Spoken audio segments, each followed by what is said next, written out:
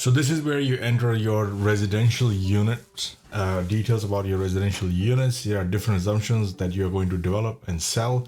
The first one being sales commission at closing. So when you are settling and selling the units that you've developed, there's a commission that is owed to real estate agents. You can do that.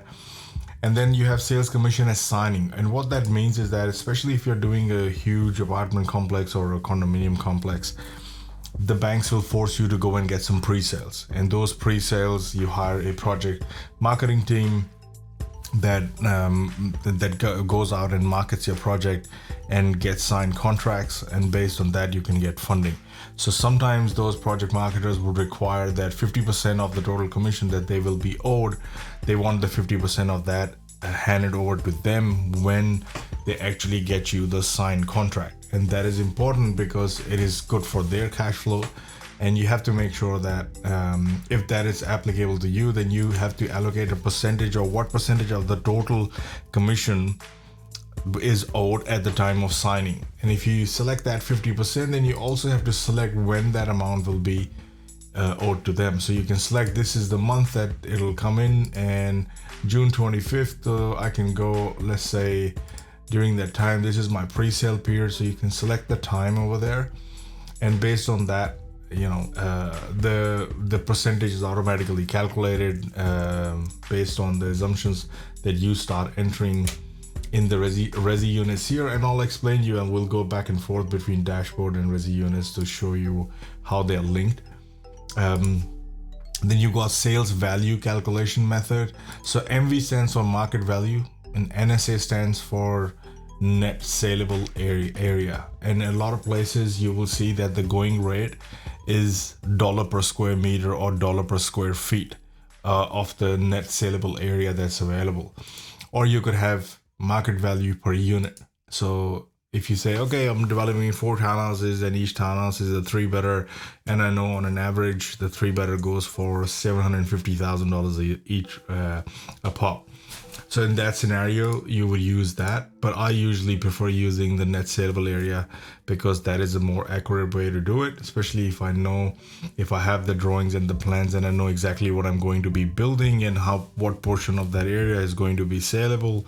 So I have more control that way.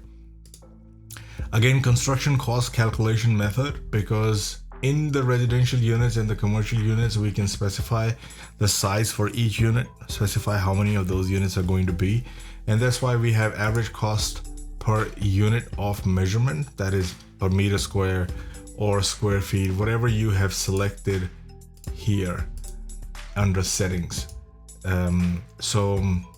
So based on that, so you can select average cost per meter square, or you can say average cost per unit, which means, just like our example with unit here, you could say, okay, I know I'm building 4 townhouses, there are 3-bedders, the cost of building something like this is $350,000 pop.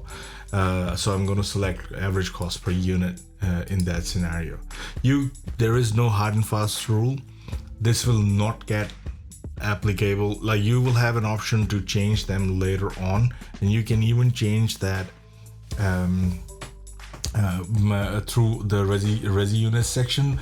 But this is there because you're selecting a method, and then it saves you inputting these details again and again for each individual unit and so on. So they're automatically selected for you in this tab, and we'll discuss that when we get there.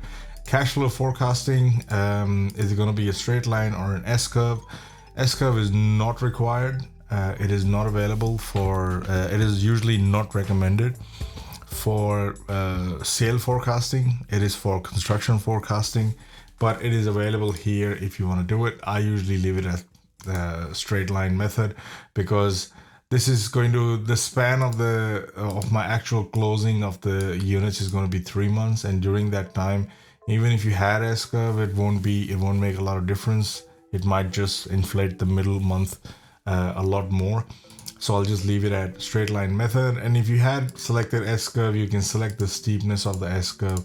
And we will talk about more of this because this isn't applicable. You shouldn't be selecting here, but it is there for more control, more scenarios, because all of these have an impact on the interest you pay because they all impact the cash flow the money that's going out, the money that's coming in, and so on.